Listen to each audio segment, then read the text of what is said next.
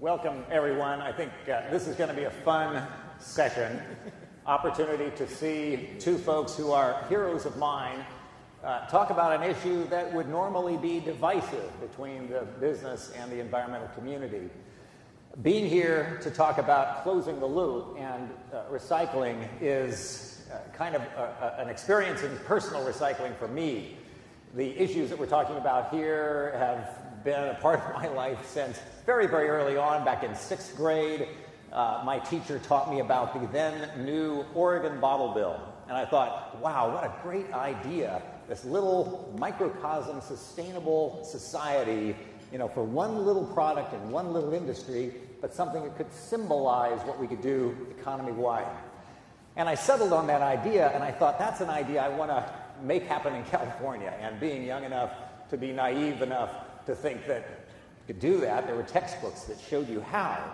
Introduce a law, get it passed, and then signed into law. Thought that was a good idea. So, went about doing that in high school, in college, carried the idea forward, and eventually found myself head of an environmental lobby and pulling together this odd coalition to pass a California bottle bill. But it was an extremely painful experience for me and a tremendous trial by fire of how to do stakeholder engagement.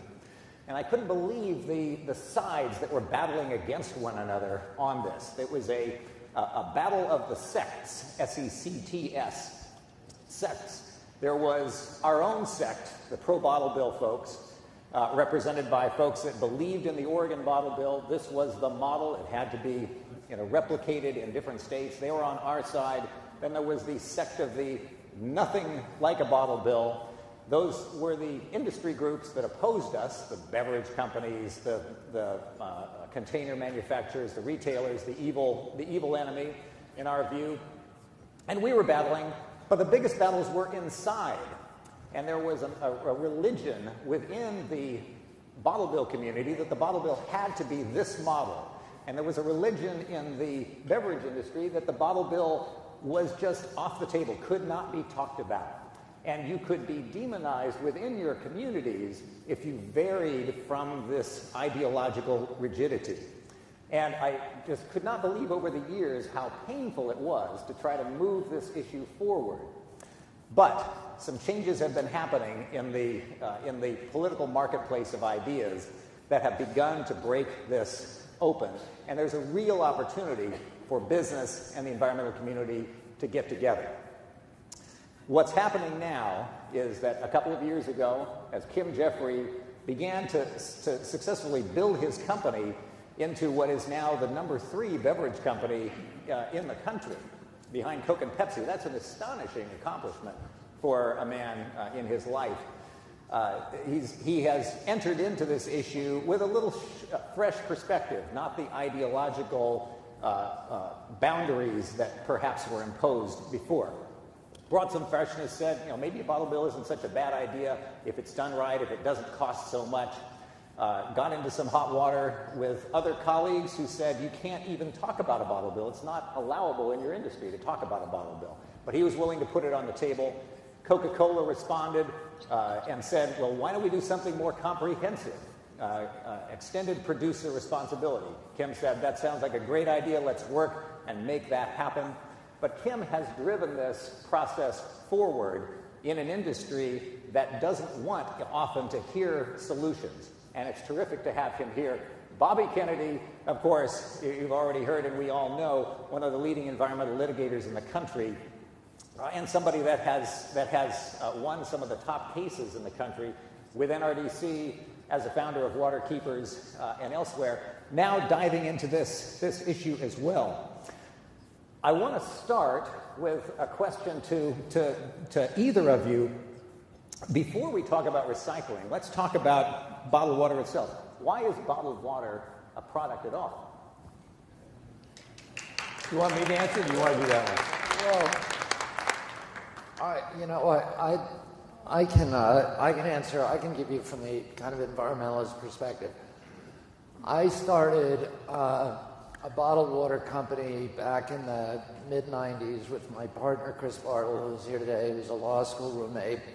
And we had, at that point, bottled water was just coming on the scene. When I was growing up, everybody drank out of the tap, and it was unimaginable that somebody would pay for a bottle of water. They did it in Europe, but in the United States, it was next to unimaginable.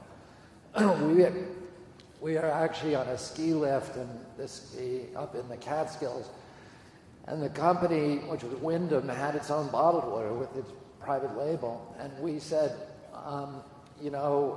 here's an opportunity. We'll start a bottled water company, but we're going to give 100% of the profits to people who are protecting water supplies, because bottled water is a bad thing, because if people start to rely on bottled water, they'll stop paying attention to public water supplies and stop investing in them.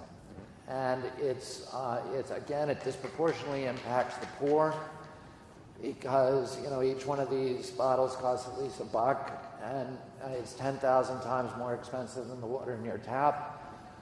We should be putting our societal resources into protecting those public trust water supplies and the commons, and make sure that there's clean water is a right for everybody. So a few years later, we started this company, and I have to say that it is I consulted with Paul Newman before starting the company, because, and he was very, very helpful to us on how to structure it. He said, you don't structure it as a nonprofit, structure it as a profit company, which he had done with Newman's Own, and then give all the profits away. There's a lot less public scrutiny, and you have a lot more flexibility. But he said, you shouldn't do water. We looked at doing water, and you can't make any money in it. Well, we went ahead, despite a lot of good advice, and I wish I knew then what I know now about this industry, because the margins are very, very small. He said you should start a soup company, like a Kennedy soup, Kennedy clam chowder or something, and you'll make a lot of money. But we wanted to do water, and our idea was that on every label we would put a message about protecting public water supplies. A few years later, we were making the company went on kind of on a pulse, and we were generating maybe $100,000, couple $100,000 a year, but a lot of work for doing that and distributing it to water keepers around the country. And plastics, PET became a huge issue in the environmental community. And I started looking at this company and saying, what I should do is just close it down, say, I'm closing it down because bottled water is bad. And walk away from the company, which was kind of would have been an easy thing for me to do, because it was really it wasn't worth the effort that we were putting into it. But before I did that, I started looking into the issue of bottled water and the complaints about it from my side, from environmentalists. And there were three main complaints. One is that, why should we be drinking bottled water from bottles when we can get it from the tap? In truth, I knew this because I'd been working on protecting the New York City water supply for many, many years, for 20 years at that point, 25 years. This is probably the finest drinking water supply of any large municipality in the world. But even New York City has large amounts of trialomethanes in the water, which we know are teratogenic, they're mutagenic. In some cases, they're carcinogenic. They can trigger miscarriages, and this is the best water that we've got. There's a lot of chlorination byproducts in every public water supply that some people may want to avoid, and they may want to avoid fluoridation, which has been clearly connected with some kinds of bone cancers in boys. In some of the jurisdictions where I work, like West Virginia, the entire state, New Orleans, many of the southern states, to tell people to drink local water from a tap is telling them to commit suicide. Because the water supplies there are simply unsafe. So you need bottled water in some parts of our country. Furthermore, the biggest healthcare crisis we have in our country, arguably today, is coming from sugar. Obesity epidemic and the diabetes epidemic and a lot of other ailments that are connected to sugar into high fructose corn syrup, which has tremendous concentration of mercury in it.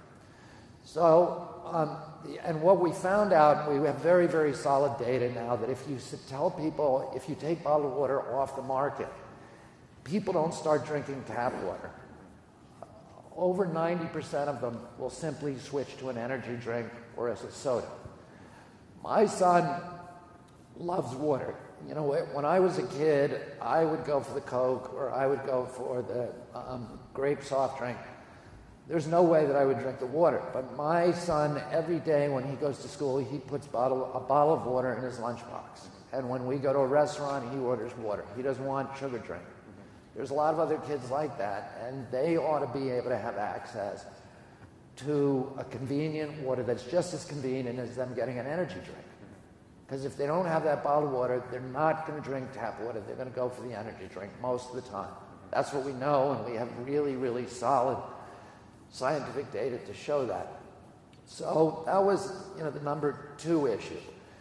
The number 3 issue is, for many years, I fought against exports of water from one watershed to the other, bulk exports. For example, somebody putting a pipeline, you know, we fought these big pipelines in Russia that were diverting rivers. We fought pipelines all over the United States, and the proposals to take the Great Lakes and pump them down to the Southwest. And I and the waterkeeper movement in general and NRDC continue to oppose bulk water imports. Anybody who tries to put a pipe over a ridge line and bring water into the next river valley, we would fight them to the death.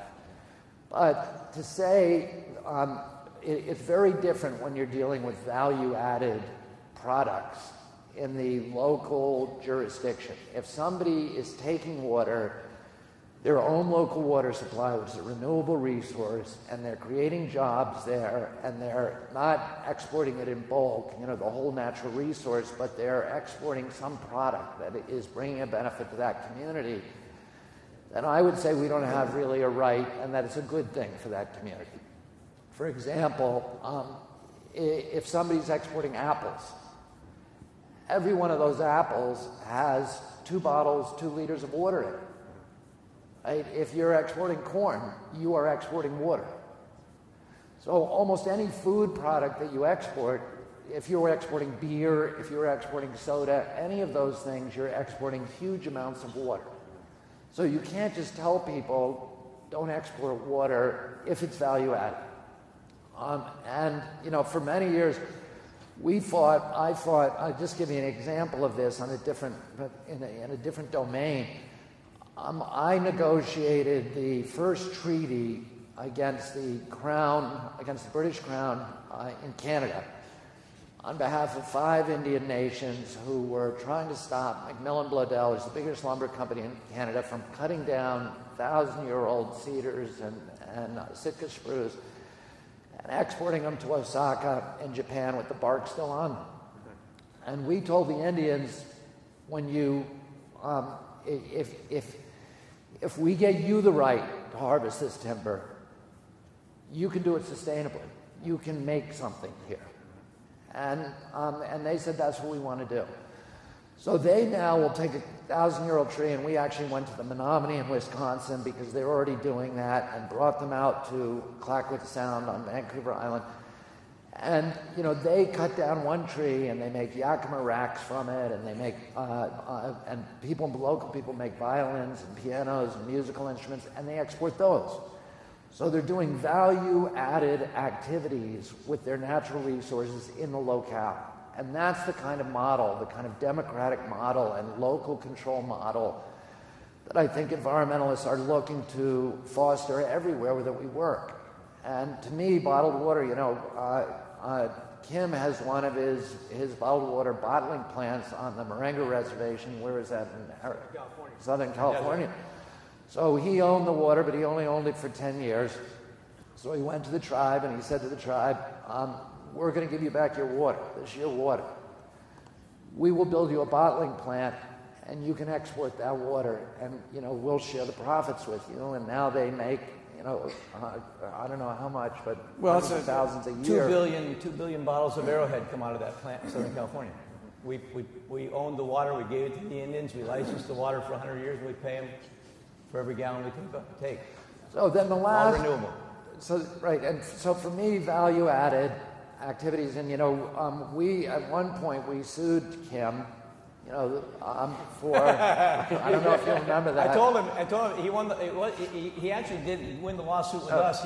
He won it from a couple of the other attorneys who ran off with the lawsuit. And I told him about 6 years ago, he's the only guy in the bottled water industry who ever made any money, but he made it by suing people.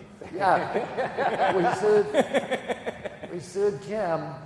And he was part of a larger lawsuit. We were part of a larger lawsuit. And Jan Schlickman, who was from Civil Action, was involved in that lawsuit. Was one of my partners, and we got lawyers who we brought in the end double-crossed us, their clients, and screwed us. Kim got to walk away free, and we sued the attorneys, and I think we got $9 million from those attorneys. Good day's work. Right, and you didn't have to give up anything. So the last issue is the plastics and the PET. There's two issues with PET. Is when you drink PET, are you poisoning somebody? Are you creating endocrine disruptors that are getting into people's bodies and causing problems, and particularly in prenatal growth?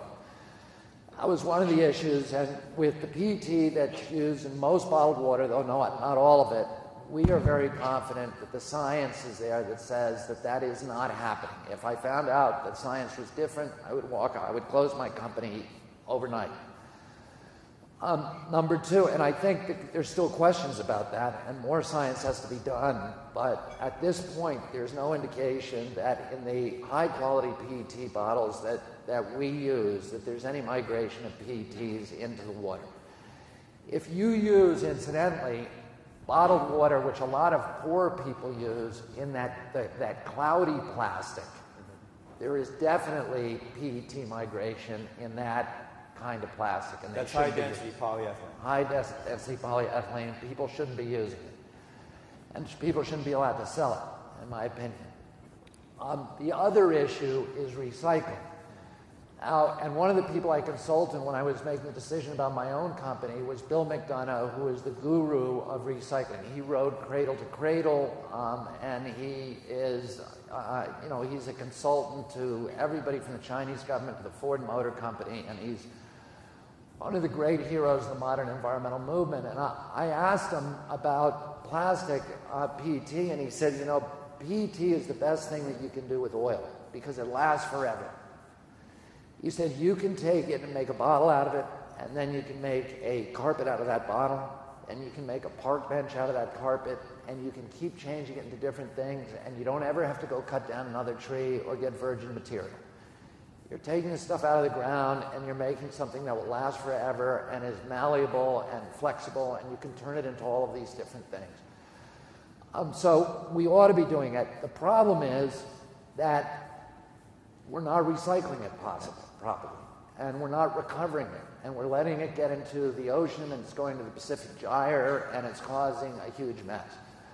So the challenge for me, the answer for me to that is, how do we rationalize the free market system so that it provides the appropriate incentives for everybody to go out and recover these materials, so that people will be fighting to recover the materials rather than chucking them out of their car window and letting them go into the ocean.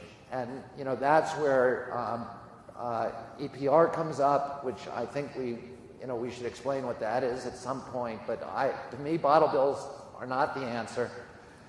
Bottled water is less than 1% of the plastics that get into the waste stream. All of the bottles altogether are 4%. So, we're not really we're fooling ourselves to believe that by passing bottle bills that we're actually doing something to recapture our waste stream. We should be doing what they do in Europe, where they don't have landfills.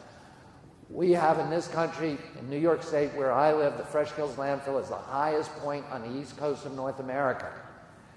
Why is that? It's because the public in this country, unlike other countries, is forced to subsidize waste disposal. So the guy who is creating the packaging has no incentive to recover that packaging from the stream of commerce. So in Europe, they don't have landfills.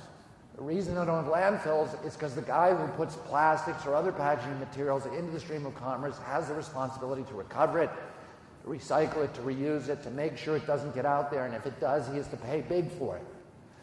So in Europe, you don't get a CD that's this big in a box that's that big. 2 days ago, I got from Amazon a credit card this big, and I got it in a box this size filled with styrofoam peanuts. In Europe, you wouldn't see that because the styrofoam peanuts in that packaging would cost the provider so much money that he wouldn't make any money on the credit card he sent me.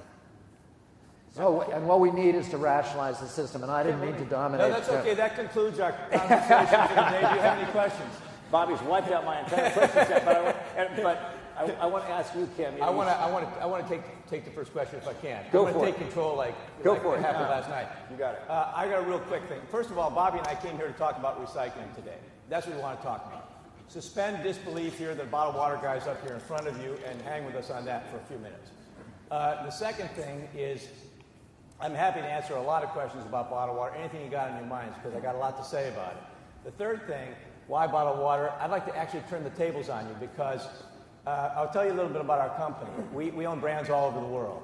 Nestle purchased the company that I built with 2 other guys in 1992. We started this in 1978, before anybody ever thought that bottled water would be a big category. One of our brands that we own in Italy is a brand called Acquapana, 400 years old, owned originally by the Medicis. Next year is Perrier's 150th anniversary.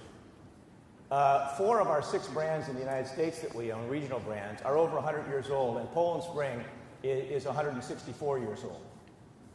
And so these brands, even in the United States, predate the origin of carbonated soft drinks. So I would turn the question around to you and say, why do we have carbonated soft drinks? There's not anything in that package that's good for you. Bobby just consumed 10 teaspoons of sugar over the last 15 minutes. And every man, woman, and child 10 years ago consumed 55 gallons of carbonated soft drinks a year per person. Today it's 44. Down 20%, 80% of that consumption has gone to bottled water. That's good for 2 reasons. It's good because we reduced caloric consumption from beverages in the United States by 20% over the last 10 years. It's good because bottled water has a carbon footprint that's half of carbonated soft drinks. And the future of this industry is such that 70% of American households purchase it today. 1 billion packages of beverages get sold every single day in cans, Tetra, and PET to Americans who are on the go. We happen to believe that having bottled water available as part of that billion bottle consumption is a good thing. And by the way, if you got rid of bottled water, you would still have the same amount of beverage consumed, just different beverages. But even assuming they didn't consume it and went to the tap, that would take care of 15% of the packaging that's out there. The bigger societal issue is not whether something should exist or not, because we have freedom of choice in this country. The bigger societal issue is what are we going to do about this unsustainable problem we have of putting $20 billion worth of recyclable materials into landfills every single year. Now,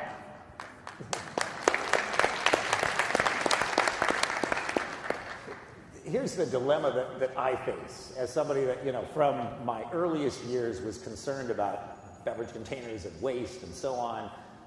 A few years ago we had a little get-together of folks from different industries, and we posed the question, how would you improve your resource productivity 10-fold or 100-fold? And the idea that came forward for the beverage sector was, well, let's just get rid of the packaging entirely. Let's just go to something you can put in your refrigerator, and you take your glass and you pick it up. Now, you guys have these 5-gallon jugs that are in the back here of your brand, Poland Springs. Why not just do that across the beverage sector? I could agree. I don't want my kids drinking sugared soft drinks. I don't want them, drinking the odd chemical sweeteners. I'm glad that my daughter prefers bottled water to that, but why should we have bottled water at all? Well, I think I basically just answered that question. I mean, you know, packaging. 70% of the beverages we consume today are in distinct packaging, because we are hooked on quality, because we have an advanced society. We have a lot of packaging material that keeps our products fresh. Who would take a sip out of a Snapple bottle that didn't make the sound when you pop the top on it and know that the tamper evidence is in place? Who would drink from a carbonated soft drink bottle that had the tamper evidence seal broken on it? People are used to drinking bottles in packages because they can ensure that the quality is there 100% of the time, every single time. It happens to be a societal issue. Convenience takes the front stage on a lot of issues today in our society. But the fact of the matter is that we, as Americans, consume 450 calories from sugar beverages every single day. 40 years ago, it was half that. We have a third of us obese. 50% of us are overweight. We have one out of every $7 we spend on healthcare today going to treat diabetes. 1 out of every 3 children born after the year 2000 is going to be diagnosed with diabetes sometimes in their lifetime. We have a huge health issue on our hands. So I represent, and historically, 5 years ago or 6 years ago, I had the white hat on. All of a sudden, somebody said, "Oh, you got a bottle, and you now have the black hat on." We were considered an antidote for obesity 10 years ago. Today, we're the environmental villain du jour. But there's human sustainability and environmental sustainability, Bill. I'm going to do my moderator job and try to interrupt more often, even though I've got some gurus in front of me here. But just to get through a few more questions, I want to go to Bobby and the philosophy that we're talking about here with extended producer responsibility. It's really about internalizing externalities. Tell us what the concept is. Well, you know, but for 30 years as an environmental advocate, people have asked me what's the one thing that we can do, law that we can pass, or societal change that we can make in order to have a clean, safe, wholesome environment. I've always said the same thing, which is free market capitalism, true free market capitalism, which we don't have in this country. We have something else called corporate crony capitalism. But a true free market, you can't make a true free market promotes efficiency. And efficiency means the elimination of waste. And pollution is waste. And a true free market would encourage us to properly value our natural resources, and it's the commons. And it's the undervaluation of the commons, those resources, that cause us to use them wastefully. In a true free market, you can't make yourself rich without making your neighbors rich and without enriching your community. But what polluters do is they make themselves rich by making everybody else poor. They raise standards of living for themselves by lowering quality of life for everybody else. And they do that by escaping the discipline of the free market. You show me a polluter, I'll show you a subsidy. I'll show you a fat cat using political clout to escape the discipline of the free market and force the public to pay his production costs. All the people that I've been fighting over 30 years, the big players, mountaintop coal removal, the oil industry, the coal industry, factory farming, they're all doing the same thing. They're subverting not only democracy locally, they're also subverting the free market by polluting, by putting mercury in our air and water, by putting ozone and particulates, making, coal has now contaminated every freshwater fish in America, according to the National Academy of Sciences, with dangerous levels of mercury. They cause 60,000 deaths a year from coal-burning power plants and cost the American healthcare system $375 billion just from that ozone and particulates, another class of pollutant. Acid rain from coal plants has sterilized 1/5 of the lakes in the Appalachians and destroyed the forest cover on the high peaks of those mountains from Georgia to northern Quebec. And then the mountaintop removal has, over the past 10 years, flattened an area the size of Delaware. Well, although coal seems cheap, 11 cents a kilowatt hour, it's not cheap, because we're also paying all of those other costs out of the other pocket. And what the coal industry has done, which is what all big polluters do, is they internalize their profits and externalize their costs, force society to pay their costs. packaging industry has been doing the same thing in this country for many years. You know, in this country, we pay in New York hundreds of millions of dollars a year to have paper and plastic hauled historically to the Fresh Kills landfill. In Europe, they don't have those kind of landfills because they say that the public is not going to pay the cost of packaging, but the packagers are going to pay those costs. And that makes the packagers act rationally. When you cheat the free market, it distorts the whole marketplace, and none of us gets the advantages of the efficiency, the prosperity, and the democracy that true free market capitalism promises our country. All the federal environmental laws that we passed after Earth Day 1970, the 28 laws, the Endangered Species Act, the Clean Water Act, Clean Air Act, Safe Drinking Water Act, RCRA, CERCLA, Superfund, all of those laws were intended to restore free market capitalism in our country by forcing actors in the marketplace to pay the true costs of bringing their product to market.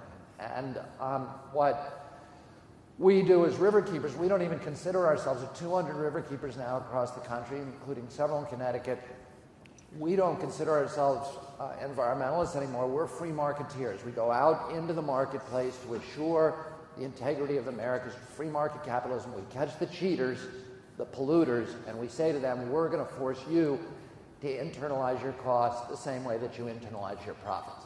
So Kim, what is EPR? Give us a primer on EPR. So let's. I want to start I try to do this quickly, but I've got to start macro here. There's unbelievable. I work for a company that has operations in 120 countries around the world, and everybody in the developing world wants all the stuff that we got, and they're going to have it because their standard of living is increasing. The competition for raw materials is going to be intense over the next 20 years. And we're talking about finite resources here, especially the way we're using them today.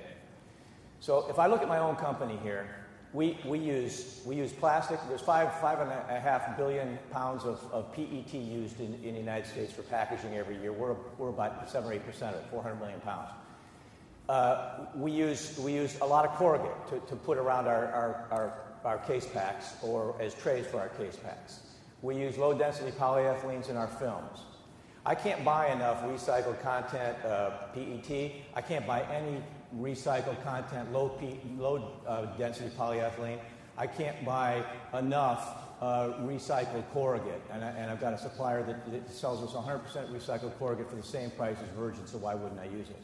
So I'm coming at this thing from the standpoint of I want this material back. I want to use it again. I hate the waste of this stuff going into a landfill. We save 50% of the energy it takes to make virgin materials when we recycle materials and use them again. This is an easy thing to be for. The problem we have is that we have a broken recycling system in America. We have no federal money for this. We have no state money for this. We have no local money for this. People are discontinuing their programs today as a result of budget cutbacks. Somebody's got to be responsible for the post-consumer management of these materials. I believe our industry needs to be responsible for it. We have it in Europe. Why do we oppose it in the United States? Long term, I believe that if we can build a market for this stuff, we can get this material back, use it again, disintermediate the cost between virgin and recycled content, save consumers money, save companies money, good for shareholders, good for the environment. But it's expensive, and it's only going to happen state by state. EPR essentially is us being responsible for the post-consumer management of those materials. We privatize the funds used to collect this material. The state sets the goals for us. We have to meet the goals, but the money is dispersed for better single-stream recycling, better pickup, more robust pickup, institutional, commercial, and industrial, which is awful today. And over time, if we can lower the cost of doing this, we put less money on the table to do it. It would be a more efficient system than government handling it. I started out being for a better bottle bill for our industry because I set standard goals to collect this material. I realized I couldn't do it by myself. We need to change policy in America, but along the way, I said there's all these other materials that need to get picked up, and we can't have 15 different systems for electronics, for paint, for sneakers, for food waste, for packaging waste. We got to have the one best system that does as much as we can possibly catch. So Kim, and I know Coca-Cola is with you in supporting EPR on this, and I suspect probably the rest of the entire consumer products sector is all lining up as well to support, to come out and take on these new products. No. The beverage industry is close to thinking the way we think today. The consumer goods package industry is almost universally against it. GMA just came out with a study 2 weeks ago that as you can expect, if you go out and hire a consultant and you have a bias towards what you want them to say, they'll say it. And they said they gave 100 reasons in their analysis why EPR was a bad idea. And I'm like, fine, I'm not wedded to EPR. We got a problem here. If you don't like EPR, give me another solution. But GMA's solution was voluntary collection, and that ain't going to work. So if you don't like EPR, give me your idea and we'll talk about that. But we've got to do something here, and I'm a bit of a pariah because nobody else is talking like this in our industry today. But we're at a tipping point here. I believe that something's going to happen. It needs to happen. And frankly, if you ask me what you could do to help, we need a bigger coalition to make some of this stuff happen. Can I add something to it? Please. When I was a little boy in the 1960s and 1970s, there was an advertisement on television that many of you who are, from my vintage might recall. And the advertisement showed somebody throwing a tin can out of an automobile, and there was an Indian there crying. And this was a very powerful advertisement. It had extraordinary resonance and poignancy, and people loved it. And it became the most, and stands today, as the most successful PSA ad ever recorded. It received over $560 million, over $500 million in free PSA time, public service, which you and I end up paying for. Now, most people believe that ad was made by an environmental group who was telling the American people, you should clean up after yourself. But in reality, it was produced by a coalition of glass bottle and aluminum can manufacturers whose primary agenda was to stop bottle bills from being passed in the 50 states by saying, the littering is your fault, Americans, because you are a bunch of slobs. It's not our fault. We shouldn't have to pay for it. You guys should be cleaner and do something reasonable with your garbage, not throw it on the side of the road. But that was the attitude, and it was very entrenched, and that is the attitude today of trade associations within the industry. And that's why, Kim's participation in this battle is so critical, and he has, been vilified within his industry because of the stand that he's been willing to take. But he's been willing to stand up and say, we have a responsibility that is beyond the immediate quarterly report responsibility to our shareholders. We have a responsibility to solve this problem for our country, for future Americans. And frankly, it's not going to be done through bottle bills.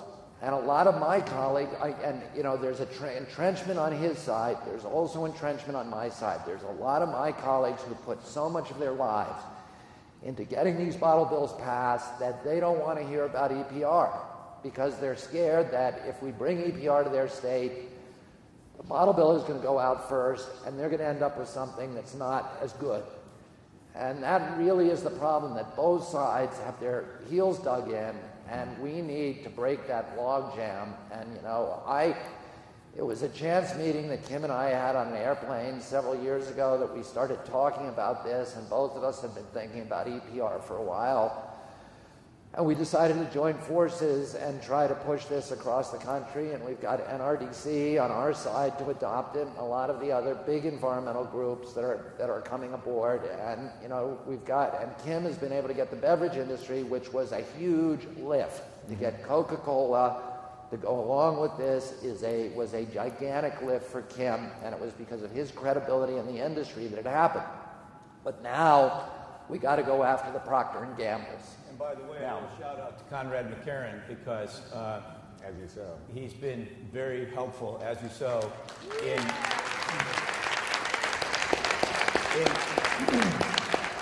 asking people like P&G and Unilever why are you opposed to extended producer responsibility? Why don't you want to get this material back? There is, and thanks for the bottle bill thing is a bit of an impediment, because when I get in front of people and talk about EPR, when I first started doing it, they thought it was a ruse to get out of bottle bills, and it's like, we know you're trying to mess with us, but we just can't figure out how yet. But when you think through this problem, you realize that we have an opportunity here to use, 30 years ago, what Bobby's talking about, because we're basically contemporaries from an age standpoint, although I think I would be his older brother. This was all about litter 40 years ago. Bottle bills were about litter. We didn't know how to turn a PET package back into a PET package again. But we are now working with a company out in California. 50% of our Arrowhead brand out in California is going to be recycled content by the end of this year, because the technology exists to make bottles from bottles again. And the problem is it's 15% more expensive than virgin. And the reason why it's 15% more expensive than virgin resin is because there's more demand than there is supply. And there's more demand than there is supply because we don't get enough of this stuff back. So, there's an industry here for us across the board on recyclables that can be new products again.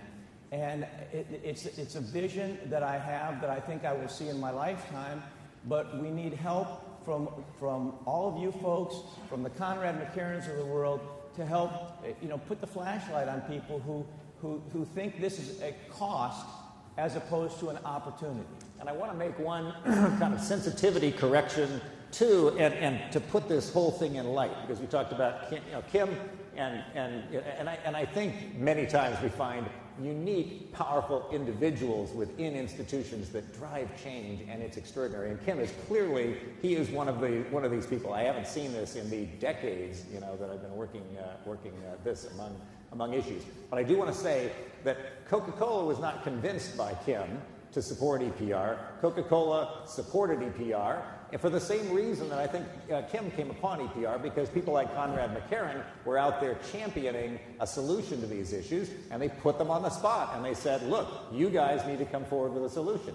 Now, other companies, Procter & Gamble and others, have not been put on the spot. They're maybe a little bit, behind the scenes. But this is a tough issue to manage, partly because of what Bobby talked about, the internal fear that if we step beyond the successful steps we've taken before, we're going to collapse.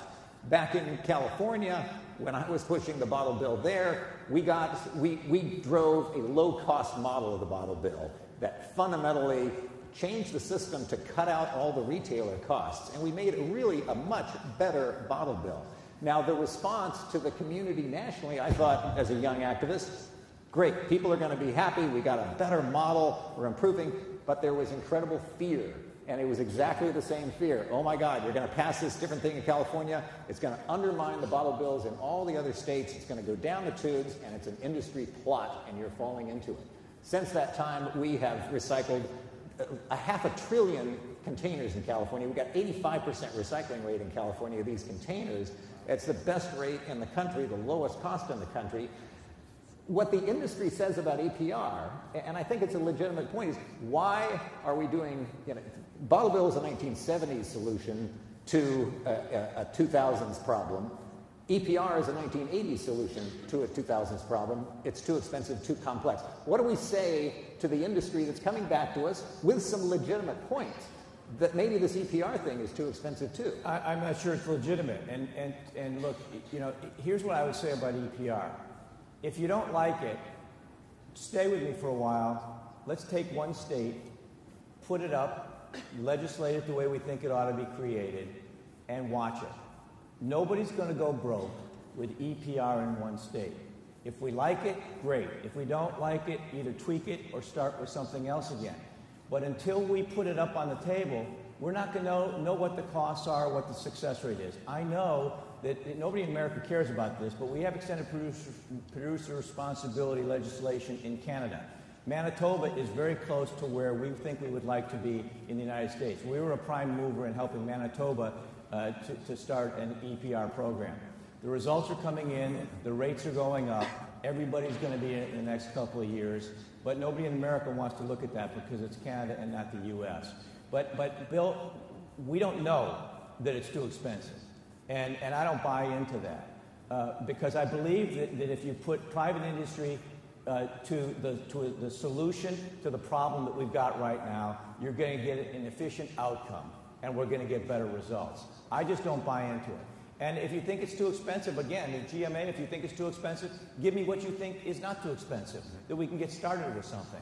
But we don't have any of that coming up. It's like, let's just keep things the way they are and get a 30% redemption rate on this material and very low redemption rates on all the other recyclable materials.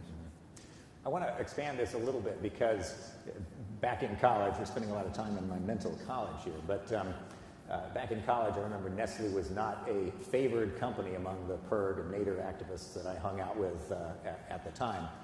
And now I hear the global chairman of Nestle, Peter Brabeck, really sounding an awful lot like my environmental economics professor in college, talking about corporate subsidies of water, corporate subsidies of agriculture, and how they have to be eliminated or we're going to face extreme water shortages and food shortages in the future. It seems odd for, again, a corporate executive of, I think, the world's largest food company to be talking about eliminating subsidies of corporate agriculture and water. How does that come about? Well, I wanted a Bobby weigh in on this too, but I'll give you the Nestle perspective on this. You know, we own 14,000 acres of watershed land in America that protect the spring sites that we use for our bottled water in the U.S. We don't have a business if we don't take care of those resources, both from a quality and a quantity standpoint. So we harvest it every year as a renewable resource. The hydrologic cycle replaces what we take. The rest of the world right now is using water at a deficit to what's being replaced of 7% every single year. And the reason for that is water is subsidized almost everywhere. Your water bill is about half of what it really costs to deliver tap water to you in America. We have a 100-year-old infrastructure that has billions, hundreds of billions of dollars worth of cost over the next 20 years to bring it up to standards for the 21st century. We have agriculture being subsidized all over the world. We're creating biofuels. You know, the amount of water that it takes to make corn into biofuel is absolutely the worst use of a food product that you could possibly have in the entire world, and yet we keep doing it every single day. Our position is this: the population of the planet is going to double in the next 40 years. At the rate that we're using water today, we will simply not be able to feed the planet.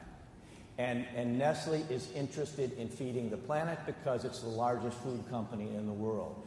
There's obviously an enlightened self-interest here, but there's nothing wrong with that because Peter Brabeck is calling out the biggest issue, in my opinion, of the next 40 years, bigger than greenhouse gas emissions, is the 7% deficit that we have every single year between what we're using and what's being replaced by the hydrologic cycle. This is a renewable resource only if we use it the way nature intended us to use it, and we have a huge problem there, and our chairman is taking a big leadership role on that globally right now. Bobby, but you know more about this than I do. Well, I just add an example to that. It's more than double in many places in the United States. The subsidy is more than 100% subsidy.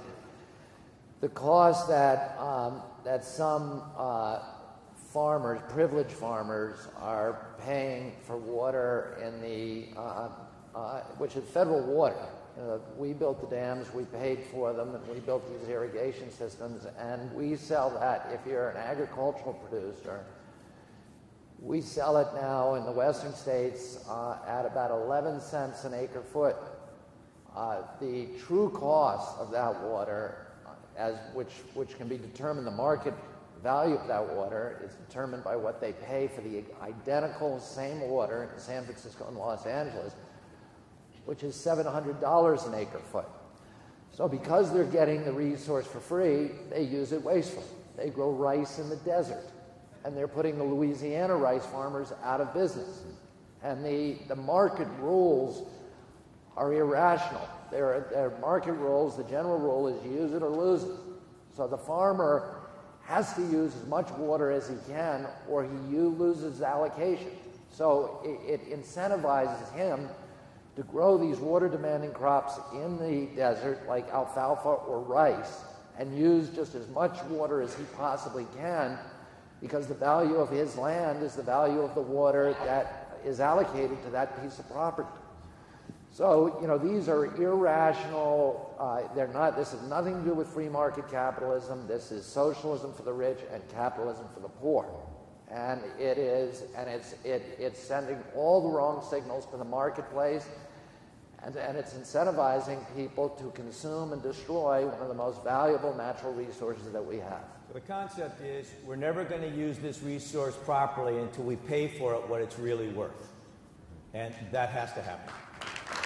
Now, there are some people that say that the whole thing about pricing water fairly is really a way to take water away from people, that water is a human right, and I know your chairman has said water is a human right, and that if we start charging for water, people aren't going to have access to water. Water is a human right up to a certain point, and governments around the world have the responsibility of delivering water to people that is necessary for human life, both for hydration and for hygiene. But as Peter Brabeck says, nobody should be subsidized for putting water in their swimming pool. What about agriculture? We have a system of agriculture here, understandably. Agriculture needs to adopt a system where, as Bobby just said, we grow crops according to the abundance of rainfall. The idea that we're growing rice in the desert is ridiculous. Israel has 5% of the per capita water that the rest of the world has, and yet they don't have a problem with water. They knew when they were arrived at their new homeland after World War II that they had nothing, and so they built a society around having nothing. Their water is toilet to tap. They produce only crops that they can produce using a small amount of water. Hot houses are all over the country growing crops. And they've managed to make it work. That's the kind of system we need to apply in the rest of the world. And we need to come together in a more global way to allocate who grows what for the future success of this planet. It's a huge issue. I believe we've got time for questions from the audience as well. Who would like to step up to the microphone? Yes. Hi, Paul Sheldon from Vital Systems out in Berkeley. First of all, thank you for taking the time to come and talk about these issues today. Bobby, I remember when you were the commencement speaker at Presidio Graduate School a few years back. Thank you for all your work on coal. And Kim, thank you for coming to a group like this, because Nestle's not a company that has been typically associated with socially responsible investing. In my history, I remember back when there was controversy about infant formula in Africa and things like that, and we were boycotting Nestle along with Safeway and Dow Chemical and lots of other bad guys. So it's nice to see Nestle taking a leadership role. But I want to ask you, Tim, about something that's not related to recycling, but is related to Nestle, which is GMOs. Out in California, we have a proposal on the ballot this year to label products that have GMOs in them. Nestle is opposing it. They put up $1.16 million to oppose labeling GMOs. And when asked about it, the CEO said, well, we think that consumers should decide about GMOs. Well, how can the consumers decide if they're not labeled? So, A, what's your answer? And B, what are you going to do to get Nestle to take a more responsible position? Look, I'm way out of my depth on this issue. Of course. Because I run the water business for North America. But I will tell you something that Peter Brabeck said a few years ago. He was being awarded some prestigious award, and I went to the dinner, and it was a small dinner. And a woman raised her hand and asked him, why we can't go back to organic farming and do everything natural and not have genetically modified crops. And I think that's what your question is, right? No, my question is, why can't we have labeling so that the consumers know when there's GMO let me just ingredients in the product? Let me just tell you what Peter's answer was to her. He said, I'm sorry, and sometimes he isn't very nice because he tells you what he thinks, regardless of what you want to hear. It's usually a company trait, isn't it? And he said, I'm sorry to tell you this, but he said, we will not be able to feed the planet if we don't make extensive use of genetically modified crops in the future. It's his belief. Not true. It's his. Well, that's okay. It may. Look, I'm not going to debate with you whether it's true or not. This is what the chairman of the largest food company in the world happens to believe about our ability to feed the planet. And you can have your opinions, and I'm not going to tell you that you're wrong. I'm just going to tell you what he said. And so my guess is that he believes it's going to be critical for us to all be using this at some point in time in the future, whether we think it's a good idea or not. Sure. That's not the point here, though. The point is that do you know Hans Johr? Vaguely, yes. So Hans Johr is the spokesperson for Nestle, and he said that the consumers should be able to decide whether or not we use GMOs. We agree in California. We think consumers should know when there are GMOs in the food or not. We're not saying that Nestle should take a position for or against GMOs. Look, I'm sorry. Just the consumers should have the information. I won't take a long time. No, but I want to know is what you're going to do to find out why they aren't telling the truth. I'll tell you what I'm going to do. I'm going to retire February 1st from this job after 20 years in it and 35 years with the company. And thank you for the work you've done, by the way. And I'm going to spend a year as non-executive chairman. And I'll be happy to go back and ask the question, but I can't answer the question for you today because I don't have enough knowledge about it. Great. I'll come get your card later and maybe we can fine. correspond about it. Thank you. Sure. Right. Yes. My name is Terry Molnar, and I've been involved with this industry since the 1970s. And I'm also on the board of Ben & Jerry's Ice Cream, and I'm a part of Unilever, because Unilever owns Ben & Jerry's now. And some of us have been talking here about something called common good investing. The idea is to turn the tables on what we've been doing for the last 35 years. Instead of petitioning companies and saying, please change this, please care more about the employees, about the community, about the environment, to turn the tables and say, excuse me, we're all equally members of this human society here. We all have an equal responsibility to act in a moral way for the common good of us all. That's the essence of being human beings. So, Kim, the main thing I want to ask you, if a common good investing movement, common good capitalism movement, common good business movement emerged, what do you think is the possibility that you could get together with the heads of Coca-Cola, Pepsi, very fine juices, Red Bull, etc., come into a room, you guys sit down and decide, how could we take the initiative here? In fact, most of us are duopolies, where one or two companies control a large percentage of the industry. I'm on the board of Ben & Jerry's. Ben & Jerry's and Haagen-Dazs, we control 86% of the super premium ice cream in the United States. We're a duopoly, okay? Well, when the public becomes to know that the duopolies existed and all the merger acquisition is about becoming duopoly, all right, then they're going to be concerned about the fact that the highest priority is the interest of a few shareholders. So maybe what these heads should do, Kim and Robert, is get together and begin to take the initiative to solve this problem as a protection for their future. I totally agree with you. The one missing part is that we all have to agree that there's a problem. And I can tell you that nobody at GMA wants to talk to me. And, I'm a little bit of an odd character at the American Beverage Association because we don't have any sugar in our product to start with. And I'm working hard on this, and you're absolutely right. This will get solved when we're willing to get in the room and all agree that we have to do something about it. And I will tell you this, it's very interesting. If I talk to a government affairs person in any one of these companies, they don't want to talk to me. If I talk to the sustainability director, they get it. The problem in most of these companies today is the sustainability director is not getting as much of the CEO's time as the government affairs guy is. And let me say one more thing. Please. When Joan Bavaria set out to bring together, after the Exxon Valdez, to put together a series, they first put together, this is a simplistic statement, but they first put together the code of conduct that they thought people should follow. No corporation would join. When they invited the corporations to come together and design the principles that they would follow, they all came. They ended up designing the exact same set of principles. Mm-hmm. It's a matter of ownership. And so if we can figure out a way for them to take the ownership, guys, that's going to be the key to turning this corner, in my judgment. Well, we totally agree. And so here's the narrative. We have an unsustainable natural resource situation in packaging in the world. We need to get it back. We need to use it again. We all have to agree that that's a goal. We don't have that today.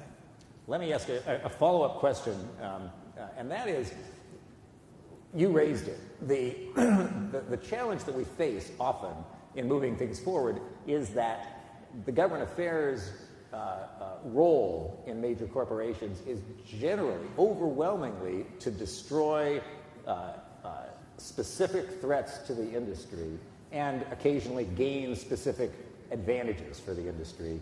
It is not to look more broadly at what's good for the economy, what's good for people.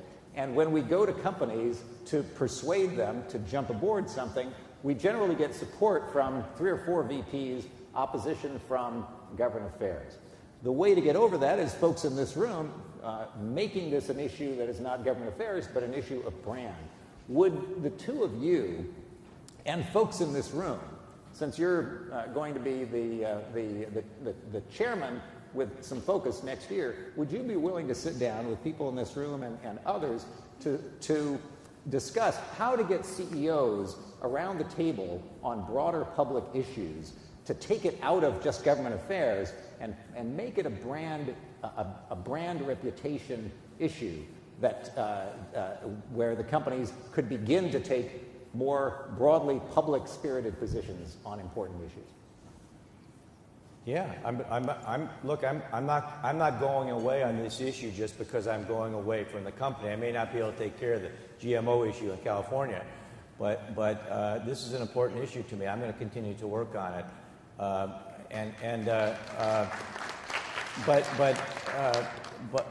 I really do think people have to know. And you just made a statement that I think really people aren't connecting up today. They aren't connecting their brands with the societal expectations that people are starting to have today, and the damage that can be done to those brands if those societal expectations aren't being met. The biggest issue I've had, frankly, we've been doing good work in this company for 30 years. We couldn't be in business if we weren't an environmental steward. But I will tell you that the expectations of my company have ramped up dramatically the last 10 years, and I've had to run hard to stay up with it. But I recognize that our brands and our company reputation are inextricably linked with how we respond to societal expectations. Some people are missing the boat on that today. I'll tell you honestly, I've spent my life in this company. I was one of the founders of the company early on, and have been here through all the good stuff and all the hard stuff over the years. I have skin in the game in the success of this company. Most people passing through corporations today are hired hands, and they don't think about things the way that some of us do that have been here since the beginning do. And we just have to ramp up the level of thought that people are putting into this issue. Yes. I'm David Schreiber from Progressive Asset Management, Wellesley, Massachusetts.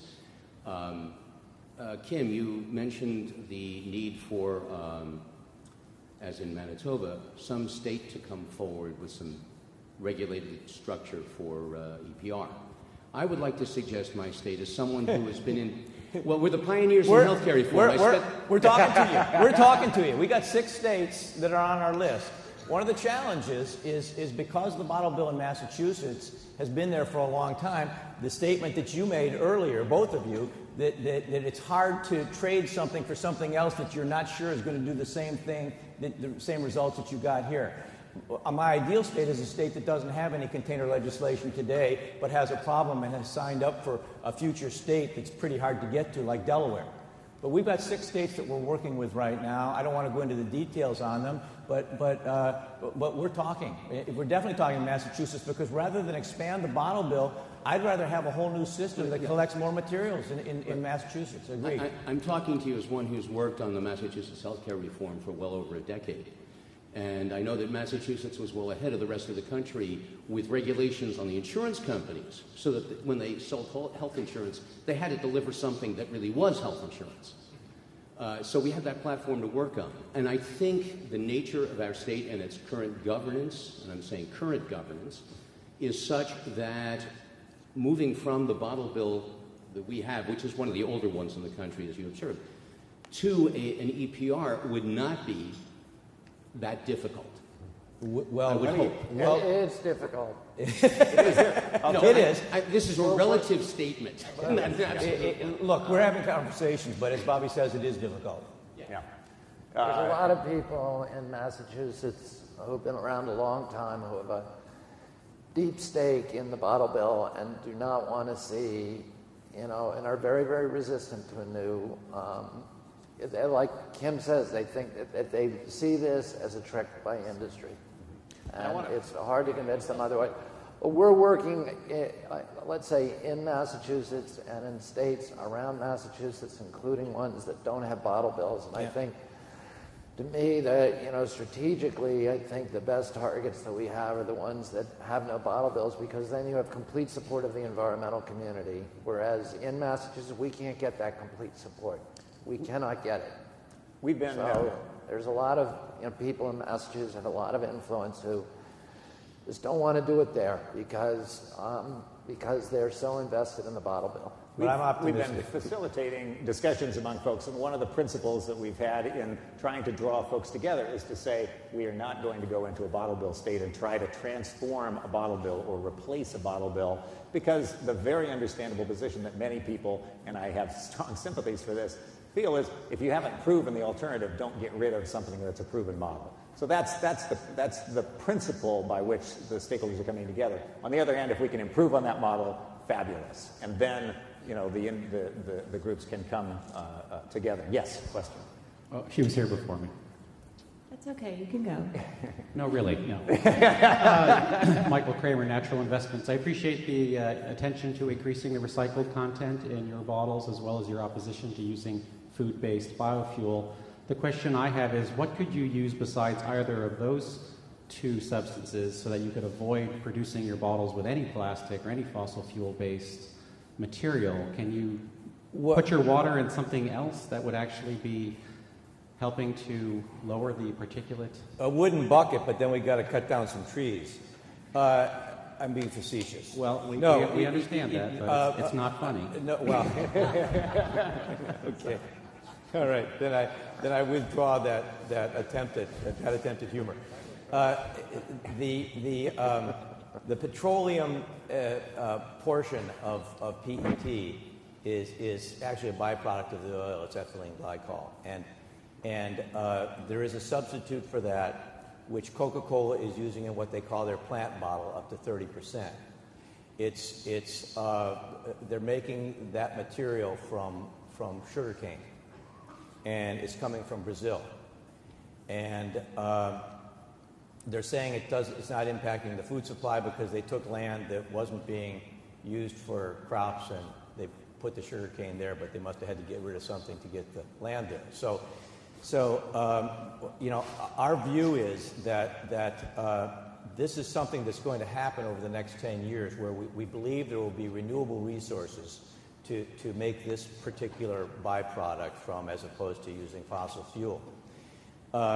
And we would ideally, Nestle's not opposed to what's being done with the plant bottles. There's limited supply of it. It's expensive today, and that's why there's only a portion of it being used in the bottles of Dasani. But the bigger issue is that we would like it to be not from a food crop, whether it's sugar or something else. We'd like it to be from something that's not used, switchgrass or something like that. That's not been commercialized yet today. We think it probably will be in the next 10 years. But the reality of that situation is that we have legacy assets in the United States that are going to be used for a long time to come. We're going to be using oil in our cars for a long time, and as long as we use oil for our cars or for heating our homes, we're going to end up having that byproduct that's available to go into other things like polyester fiber. And so that's why, from our standpoint, we're working on the concept that regardless of whether this comes from plant material or from fossil fuels, it needs to be recycled and reused again. Once oil or sugarcane has been made into a polymer, it can be used forever. And so regardless of what material we make it from, we're going to need to get it back, use it again because of the energy savings. So if I could just close, Bill, by saying that yes, there's going to be substitutes and viable substitutes probably in the next 10 or 15 years, but I think we're still going to have these oil refineries around for a long time to come, practically speaking. We've got 2 more questions. I'd like to get them both in before we close, so let's go to you. Great, thank you. I'm Leslie Sandalrich. I'm with Green Century Funds. Hi, Bill. Hi, Helen. I am interested in knowing some more details about EPR, including what is the recycling plan around it, and particularly around the financing. And then I have a follow-up. Okay, well, the reason why we have low levels of recycling rate today is because we have curbside recycling in about 50% of American homes. And 50% of those people don't recycle regularly. So 50% of 50% is 25%. You throw in a few bottle bill states, and you end up with a 30% redemption rate on packaging. So we have an infrastructure problem on the amount of homes that have recycling, robust recycling available to them. That's got to be built out. We have away from home need for recycling. Wherever people are consuming beverages on the go, we need bins, we need away from home recycling availability. That's an expensive proposition. There's going to have to be money going there. We have a very, very poor system of industrial, commercial, and institutional recycling of materials that are in buildings like I work in, or hospitals, or factories, whatever it is. And that needs to be built out.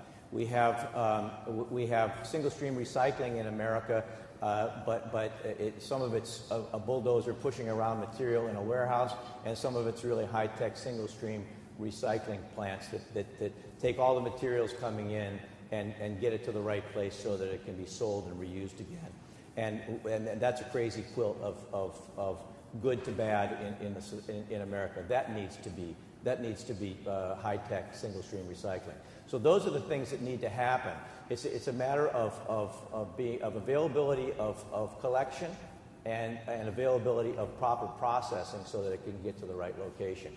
And those 2 systems are broken right now in America. Do you have a follow-up, Leslie? Well, I did have the follow-up in that I want to encourage you to go to non-bottle bill states where there's a more chance to pass it. Well, I agree. And then it's more of a question for you. Would Nestle be willing to finance a campaign to pass something like that as a test state? Well, we are right now. They're doing. I mean, that's what I'm doing. We funded an organization called Recycling Reinvented. Mm-hmm. Paul Gardner is the head of that organization. We're looking for other people to get engaged and help us fund that organization. And it's put on earth for the sole reason of promulgating extended producer responsibility someplace. And we're spending money on that right now. So we're already doing it. Great. Thank you. Well,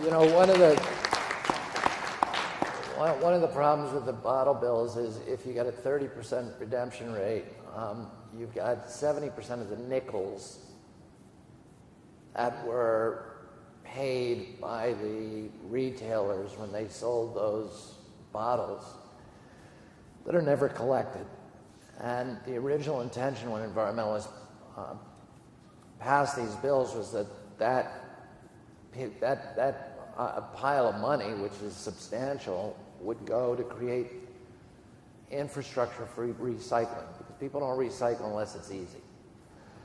But the state legislatures and governors saw that big pile of money and said, we're just going to take it for other reasons. And that is what happens in these states. And then, and so, you know, the industry, to me, if I was in Kim's position and saw that, you know, that he's paying these nickels out every time that, you know, a bottle goes out, and that those nickels are not going to recover his product, it's kind of disheartening. It doesn't seem fair. It seems like when the money that recyclers put in, that it's supposed to be directed toward recycling, should be directed towards creating that infrastructure. The other thing is that bottle bills are really incompatible with EPR, because in EPR you want recycling. If the city that's doing the EPR program wants to get value out of it, and the highest value commodity in that waste stream is those bottles. So if somebody else is taking the bottles out before the waste gets to the city recycling center, they're taking the highest value product out, and they are diminishing the capacity of that recycling center to make a profit. So you need to, again, it's all about rationalizing the system. Though I would also say that I think there's a lack of creative thinking in this process, and that the two can actually be compatible with one another, but it's going to take some creativity that isn't natural to the political process. So this will evolve. Final question. But if I could just say to both of these comments, that's the reason why if industry is going to pay into this thing, we want it privatized, because Bill knows well that the California fund was raided last year to close a budget deficit, money that should have been used to educate on recycling in Southern California.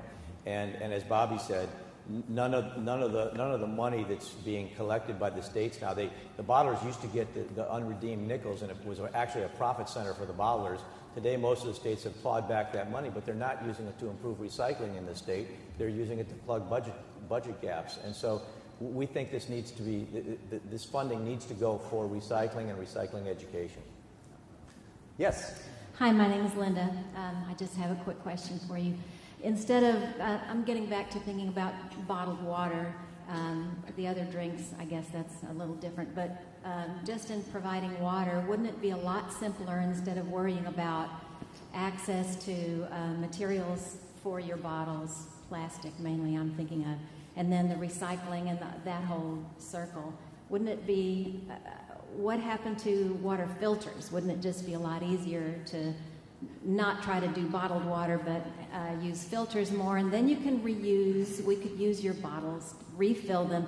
And if also, second part of the question is, would Nestle be interested in some of these communities where the public water supply is bad, providing water filters? Well, look, Bobby wants to jump in here, and so we'll both tag team it. First of all, we are in the filtration business. I'm agnostic about this. You want to drink tap water? Drink tap water. You want to drink filtered water? Drink filtered water. You want to drink bottled water? Drink bottled water. You want it out of a 5-gallon container? Drink it out of a 5-gallon container. We are the largest provider of filtration devices in the United States in our home and office delivery business. We have 85,000 customers that we have filtered water coolers in instead of without the bottle on the top. And we're the largest in the country. So I have no problem with that. But we're in the business of supplying water to people however they want to get it. And for that reason, even if bottled water went away, and let's just say bottled water went away tomorrow, we still have 85% of the beverage packaging that's still out there. And those solutions don't apply to those, the solution you're talking about, to all those other beverages that people want to drink. So regardless of whether bottled water is here or not, we've got to address this issue of recycling. But by the way, you know, our advertising budget is 5% of what Coke and Pepsi spend every year. They're losing a gallon of per capita consumption. Bottled water is gaining a gallon of per capita consumption, and 70% of American homes are doing it. So I don't think it's going to go away anytime soon. Unless we work on that shift. Well, look, I'm fine working on the shift because we make money delivering filtration units to people too. So I'm okay with that. But your municipal water supply issue, I think Bobby may want to dive into, maybe the rest. Yeah, I mean, I would just complete one of the thoughts that Kim had, which is that if you look into your refrigerator, you got you may have a couple of Cokes and a couple of bottled waters, but you also got a ketchup container, you got a mustard container, you got a mayonnaise container, you got all these other plastic food containers in there, and then you go over your washing machine and you've got all Procter & Gamble stuff around your washing machine, and the bottled water is 1% of the plastic in your house. So putting a nickel on that and discouraging people from drinking it, and not putting a nickel, incidentally, on the energy drinks is sending the wrong message to the market. Filters, I'm not agnostic about. I've been fighting filters. Filters, if you're talking about putting a filter on your home water supply, go ahead and do that. It's not a equitable solution any more than bottled water is, because wealthy people can afford the filters and They have the education and the capacity to change them regularly. If you're living in a poor part of town and you put that filter on and you have to choose between feeding your baby or changing that filter is not going to get changed. And after a while, it gets dirty and it becomes a vector for bacteriological growth. So it's not a really good solution to have that home filter as a society-wide solution, although it may be very good for your home, but as a society-wide solution, it's not the kind of equitable democratic solution we want.